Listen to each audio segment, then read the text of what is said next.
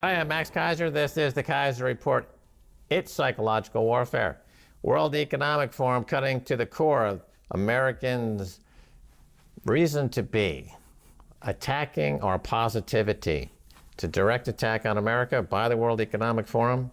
The war is on. Stacy. That's right. The World Economic Forum, those behind the Great Reset, calling for the Great Reset. You know, they host the World Economic Forum Davos in Davos, Switzerland. And earlier this year, or I guess late last year, we covered them saying that the Great Reset was coming and we need a Great Reset. Well, they're out now with warning against toxic positivity. Yes, they want you to have fear, anger, and sadness, apparently. Fear, anger, and sadness are natural emotions, they say, and we should embrace them too. Learn more about mental health and how to help, ... They give a link. This is why psychologists are warning against toxic positivity. You and I know this as fear, uncertainty, and doubt. They like to encourage that. Just tune into the cable news, my dears, for some fear, uncertainty, and doubt. Right. You know, before America, the world grew up on sadness and depression. That's the state of the world. You had a bunch of lords who were psychotic, and they ruled over the serfs, and they tortured them for the most part, and that was life on planet Earth. Then America came, and it was about pursuit of happiness. It's right there in the frickin' Constitution, the Bill of Rights, and the Declaration of Independence. So the World Economic Forum, knowing that they won't be able to take over the world and resume neo-feudalism unless they get rid of America, has now launched this PSYOPs, psychological warfare, trying to convince Americans that we should return to the days when everyone was hiding under a rock, frightened to death. Well, you know, this is war. We'll see how this goes. Toxic positivity.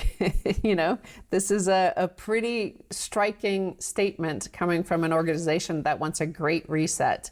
And so here are some headlines that might help them with their fear, uncertainty, and doubt. They want to sow into the population so that they don't get too positive about things. And that is our favorite here on Keiser Report, our guest, Dan Collins. He says almost 1,000 ships now backlogged to leave China. Get your Christmas gifts now. Inflation coming. FYI, the Ningbo port is supposed to open Thursday, but probably too late to save Christmas. So this was in reference to this headline: COVID outbreaks cause log jams at China's busiest container ports. So they're chronicling the Shanghai and Ningbo ports, the two ports that are the busiest in the world. I guess a few workers there were infected with COVID and they shut down the entire thing. And of course, we know that supply chains during this COVID crisis of a year and a half, whereby everybody's working from home or just staying home and getting enhanced unemployment benefits and huge amounts of airdrops and cash into their balance sheet, and of course spending it on goods from China. So let's see how this impacts China. Hope, you know, Christmas anyway, you know, fear, uncertainty, and doubt. You might not have Christmas. Right. Well, Stacy, as you know, we don't need junk from China to celebrate Christmas. You can make a snowman, doesn't cost anything.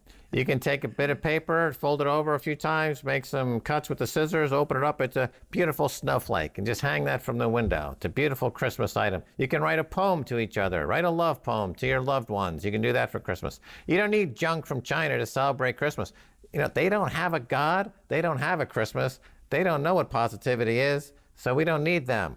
Well, they certainly do have the almighty dollar, and they've got lots of them, and that's something for them to celebrate. And here we have on Friday, there were 994 bulk cargo ships have been lined up to access 60 China ports, of which Ningbo and Shanghai are jammed up the most. This was more than double the number of 400 ships waiting in port queues in early August, according to Ocean Bolt, a data company that tracks dry bulk commodities and shipping operations. So that's more than doubling in just 1 month of the traffic jams, the log jams at these China ports. So where it's going to be, September, October are like the two busiest months for shipping container ships. So they're, you know, as people are getting ready, the retailers are ordering all their supplies for Christmas, for the after Thanksgiving, the Black Friday, and Cyber Monday. You know, they need all these goods in their warehouse to ship out. So we'll see, we'll keep a track of that, and hopefully, the World Economic Forum will be impressed with our reporting, because we'll have some FUD for you. Look, Stacy, you remember that during the holidays, we watch It's a Wonderful Life, a Frank Capra film starring Jimmy Stewart and Donna Reed, a wonderful tale of holiday cheer, family coming together. They usually play it 5 or 10 times during the holidays. Put it on 24/7 on every cable and every network outlet you possibly can, CNN. Just play It's a Wonderful Life continuously, and, interrupt it occasionally with that burning Yule log video that they play during the holidays. You just watch a log burning in the fireplace. You can watch that for hours, and it just gives a warmth of joy you can't possibly imagine. That's all we need. We don't need all this junk from China. Well, Max, certainly people need a place to spend all their stimmy checks, and now there's an infrastructure bill coming with more stimulus after that, another $3.5 trillion to dole out in the second half of the year. So, they've got to spend their money somewhere. And here's another thing. They certainly cannot spend it at a local retailer or a local mom and pop owned retail outlet, right? Because, well, we all got rid of those. The boomers got rid of those in the 80s and 90s. And here's an interesting thread. I'm trying to let you embrace the fear, anger, and sadness in these headlines here. Because in the 80s and 90s, the boomers and Generation X, we got rid of all the local retailers, the mom and pop owned, American owned shops. And what we did is we basically took Walmart, Target, Staples, all these huge big box retailers, multinationals owned by investors all over the world, for basically eradicate the local retailer. So this is in the news, and I found it a really interesting thread here from a journalist named Stacy Mitchell. Even though her name is Stacy, she's not related to me. But it turns out that big box stores are an even worse deal for cities and towns, worse than anyone, even their opponents, once thought.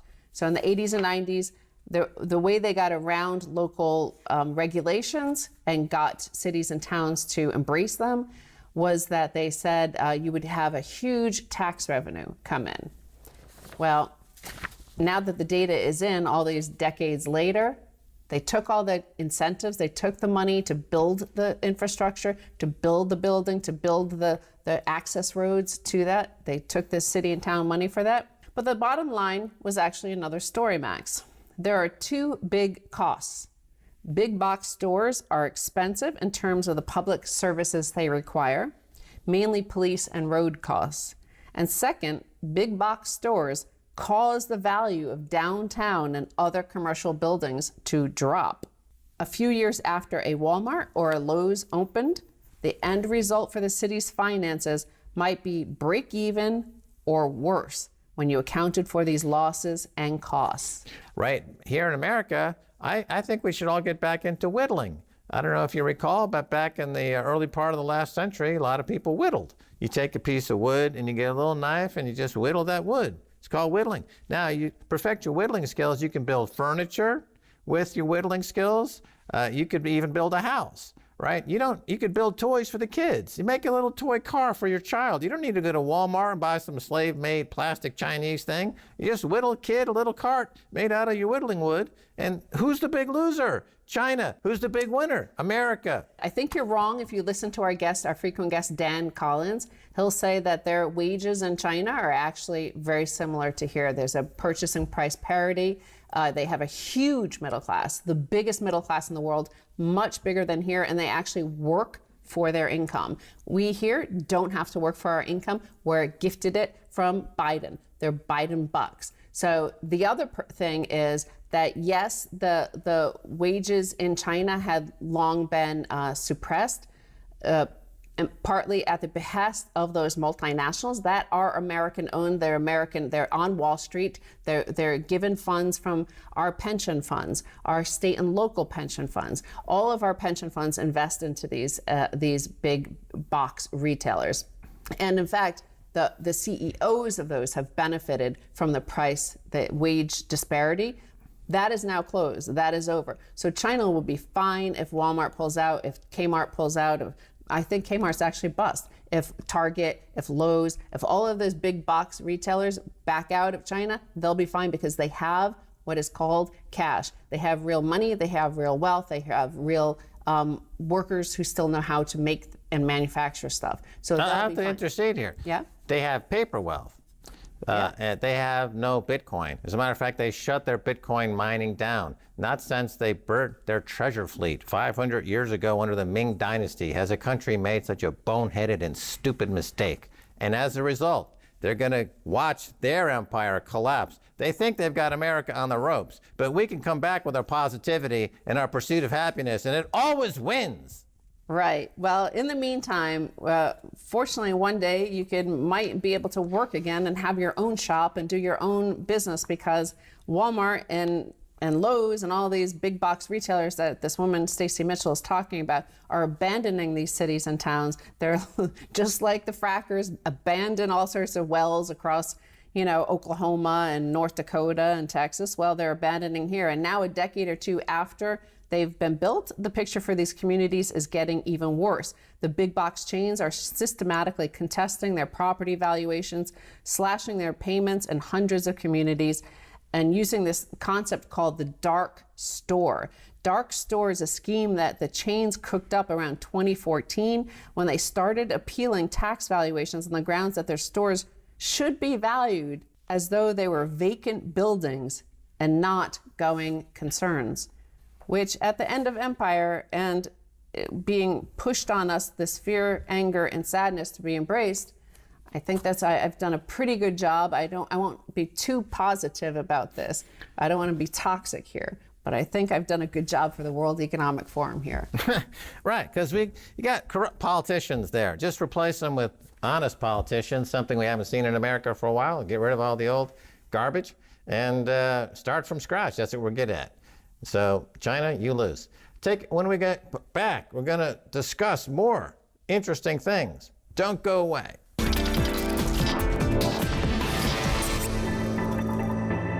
Welcome back to the Keiser Report. I'm Max Keiser. Time now to go to David Morgan of the Morgan Report. David Morgan, welcome back.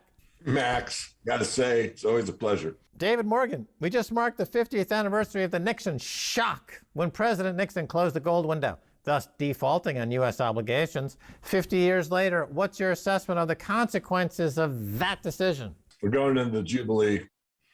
7 sevens. Remember Christine Lagarde talking about the magic number 7? And every 7, there's a Shemitah. 7 times 7 is 49. It's a great rollover. It's the 50th year we're there. Is this it? I don't know, but I thought I'd throw a bit of a curveball, and I'm not ruling it out entirely. I'm being somewhat straight up about it. And you can play the straight man. I think there's going to be the reset sometime in the 50th anniversary. In other words, we've got a year to go or less. Markets and society and history tends to go in cycles. You find cycles and they pop up over and over again. And we could very well be looking at a seismic change. Certainly another cycle people talking about is the fourth turning. This is another historical precedent where, generationally speaking, good men create good times, create bad men, create bad times, to sum that up. So 50 years later, do you believe it was fitting that the U.S. empire basically collapsed on August 15th in the place where all empires go to die, and that's Afghanistan? So remarkably, on the actual 50th anniversary, David, is the day when we essentially saw America collapse in Kabul. Yeah, there's a lot to that story, and you and Stacy are a little bitter on the geopolitics than me, but I did look at the war end. As you know, my background came from, pretty high level connection to the Air Force. And, the F-21, F-22, some of the stuff that no one knows about that I was privy to, over 30 years ago. I don't think it's over, Max. I think this thing's going to accelerate. I think we've got a lot to pay for. I think these deeds of what's been going on in the global empire is ending, and it's not going to be a pretty end. There is one economic indicator that would indicate that things are fundamentally different, and that would be inflation. And for a long, long time, the inflation's been hidden. It's been hidden principally by outsourcing jobs and factories to China, where the slave labor in China was giving America a lot of cheap goods. So we didn't really have that inflation that we had back in the 70s. Or we had just outright fraud by the central banks who would hedonically adjust the CPI number to hide the fact that there is actual inflation.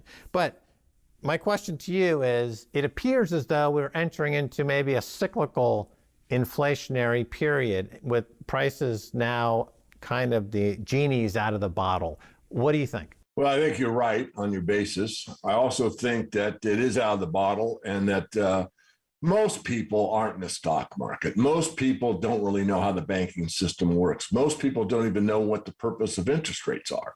So all they know is that when they go to fill up their gas tank or they go to the grocery store, things cost more, and they equate that to be inflation, even though it could be a supply breakdown or a food shortage or some other reason, prices are forced higher. So I think it's a lot to do with the psychology. I mean, Powell in his speech, I just finished listening to it, even talked about the 70s and how people started to expect inflation and how they're watching that very closely. I don't know how they know what the inflationary expectations are with their data, but I'll leave it to them. Maybe it's at the NSA spying on all everything we carry around with us all the time, and they give certain buzzwords and they get data that way. And I'm not being facetious. What I do know is that I don't think you can break the back of it in the needed category. What's that? It's food, it's housing, it's energy. I think those are here to stay, regardless of whether or not it turns out to be temporary, because there might be a further commercial real estate bust. There could be sooner or later something in the bond market. I just took a look at a few of the charts before the interview because I wanted to just, get my head around the big picture. And of course, the bond market looks great. The S&P does a great move up during the speech. I mean, happy times are here again, Max. I just don't know what you could be so concerned about. Well, looking at the geopolitical scene a little bit, a few countries aren't buying this story. They're not drinking the Kool-Aid. Brazil, South Korea, Russia are now engaged in active interest rate hikes. I think they're trying to get ahead of what they see as being an out-of-control inflationary scenario. These are commodity producers typically, and they see the data firsthand. Do they know something that maybe Jay Powell doesn't know? Very likely. I mean, let's go back to the big picture, and that's oil. It's energy. And if you got Russia getting in on the act where they don't have, if they can circumvent the dollar, look, every time anyone wants to circumvent the petrodollar and settle for oil at anything but the U.S. buck, then there was a price to pay. You look at what happened to Gaddafi, you look what's happened in the Eurozone a couple of times, and now that's going to happen. It's happening. And I think that's kind of one of the signals to this 50-year jubilee. How this sorts out, again, I don't think it'll be pretty. It will happen. Exactly how, I'm not certain. But you know as much as me, if not more, on this central bank digital currency. I mean, the whole thing about DeFi was for decentralized finance, Bitcoin being the star leader for a long time. But now, after a short time, it was a KYC.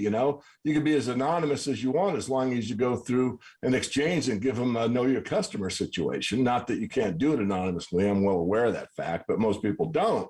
So it's back to, and, it's not to be confrontational, Max, but, Bitcoin, I really love the idea, especially I was early on to the story, was decentralized and it got to, let's say, distribute wealth the way we would like it to by a free market entrepreneurial spirit. But it's turned out so far, and you can correct me, that the whales, a lot of it's in a few hands. And this isn't, I don't think, what Satoshi Nakamoto had in mind. That's my take on it. We'll get to that in a second. I kind of want to focus on a couple of things you're saying there that piqued my interest. And you were just saying that any country that can circumvent the petrodollar will. And you mentioned some famous cases, obviously, in Iraq and Libya, where there was an intention to start trading dollars oil outside of the dollar, the petrodollar. And we saw the hitmen were flown in, as John Perkins would call them, the economic hitmen, and Hillary Clinton cackling in the White House when Gaddafi was being essentially murdered for the sake of the big oil companies. So, but any country that can get out of the petrodollar will. It is one of the things we need to keep in mind here when we see Kabul fall. and we see the helicopters on the embassy roof like we did in Saigon in 1975. Is this sending a message to the global markets that the window is open now for countries to circumvent the petrodollar? It's not the window, it's a sliding glass door. I mean, it's all open. It's apparent for anyone with eyes to see. And that's kind of scary because, we held the premier position as the empire king for a long time, and we've basically lost it overnight. Not that we weren't weakening and weakening and a weakening, but as you pointed out so accurately, on the day of, or very close to, the Afghanistan where all empires die, we died. You mentioned that your background does go back to one of the branches of military, the Air Force. You have at one time had a fairly high level position.